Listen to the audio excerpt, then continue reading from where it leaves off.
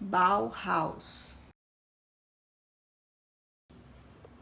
Na aula de hoje nós vamos falar da Escola de Arte, Design e Arquitetura fundada na Alemanha. Algumas peças produzidas na Bauhaus são muito celebradas até hoje, e a escola influenciou e ainda influencia designers, arquitetos e artistas do mundo todo. Bom, e pra gente começar a falar sobre a escola, 100 anos atrás, 1919, como é que estava o mundo? A Europa no século XIX passou por várias mudanças na estrutura social por conta da Revolução Industrial. A população urbana cresce e as cidades precisam buscar maneiras para funcionar. As construções e deslocamentos no espaço precisam ser pensados. Ao mesmo tempo, a classe operária vive em condições desumanas de trabalho com o sistema produtivo da indústria. O inglês William Morris é um dos opositores a esse sistema. Ele funda o movimento Arts and Crafts, que defendia o artesanato criativo como alternativa à mecanização e produção em massa. Seguindo esse modelo da Inglaterra, a Alemanha também abre oficinas de artesanato que produziam utensílios e móveis em metal. Mas ao contrário da Inglaterra, eles não rejeitavam o uso de máquinas para produção e no final do século XIX, eles eram a nação líder da indústria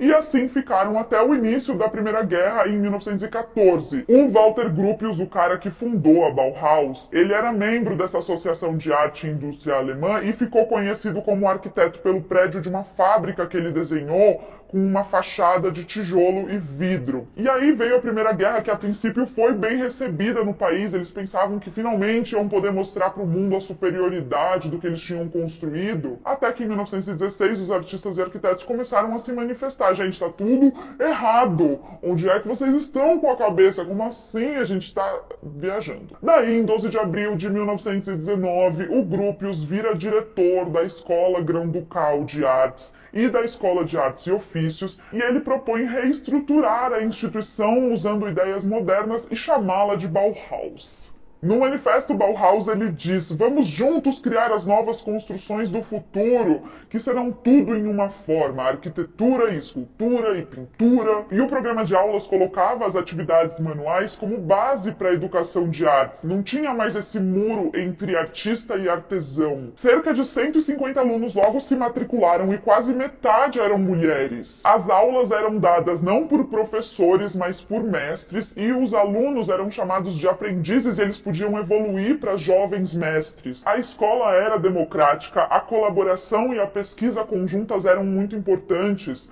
O urbanismo era central para eles, porque construindo a cidade se constrói a sociedade. E todos os aspectos visuais da cidade são considerados na Bauhaus: os edifícios, os móveis, os objetos, a publicidade. E desde cedo a Bauhaus comprava os designs dos alunos para uso comercial no futuro. E eles empregavam os alunos também, assim eles podiam passar mais tempo na escola, não precisavam ir trabalhar fora e continuavam ali produzindo. Então era assim, cada mestre cuidava de uma oficina. O Paul Klee e o Kandinsky foram professores na Bauhaus, por exemplo. O Joseph Albers também, ele entrou como aluno e virou professor. Tinha a oficina de metal, onde foram produzidos porta-copos, infusores de chá, jogos completos de chá e as famosas luminárias de mesa da Bauhaus. Tinha a oficina de mobiliário, onde o Marcel Breuer produziu bastante e depois até comandou a oficina. Lá ele desenvolveu, por exemplo, os mobiliários de aço tubular, como as cadeiras Vasily. Tinha a oficina de tecelagem, que era com o maior número de mulheres. Até abril de 1925, tinha um inventário de 183 itens de tecido que a Bauhaus comprou os direitos. Mas não era fácil para as mulheres a vida na Bauhaus. O próprio Walter Gropius impôs que a seleção para as mulheres deveria ser mais rigorosa e tinha algumas oficinas que elas nem podiam participar. Algumas das poucas mulheres que conseguiram superar esses obstáculos e produziram bastante na Bauhaus foram Marianne Brandt, Marguerite Friedlander e Alma Bucher. Tinha uma oficina de cerâmica onde eles produziram um conjunto de recipientes de armazenamentos projetados para a cozinha da Casa Experimental Bauhaus e que estavam entre os primeiros produtos de barro a serem manufaturados industrialmente. Tinha a oficina de teatro, que era assim sem precedentes, nenhuma outra escola tinha. O Oscar Schlemmer cuidava da oficina de teatro e ele faz com os alunos o balé triádico. O balé triádico não era propriamente um balé, mas uma combinação de figurino, dança dança, pantomima e música. No teatro da Bauhaus, o veículo de expressão não é o corpo, mas o figurino, que o corpo se adapta como se fosse uma concha.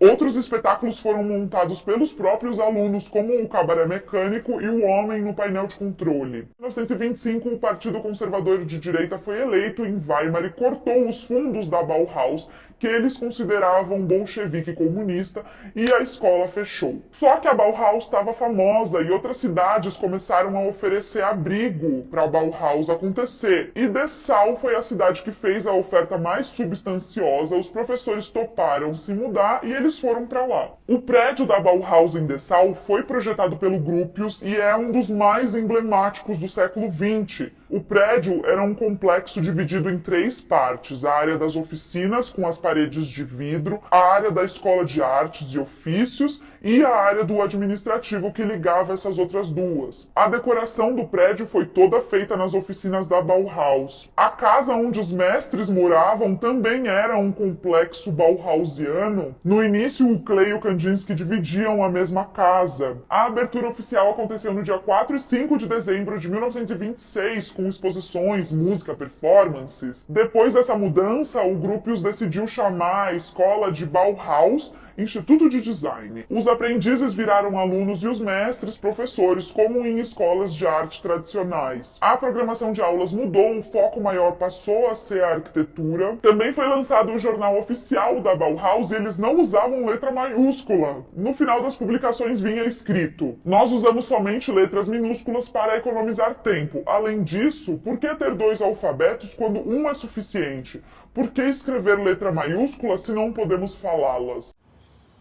E a Bauhaus hoje é uma universidade, mas mais focada na arquitetura.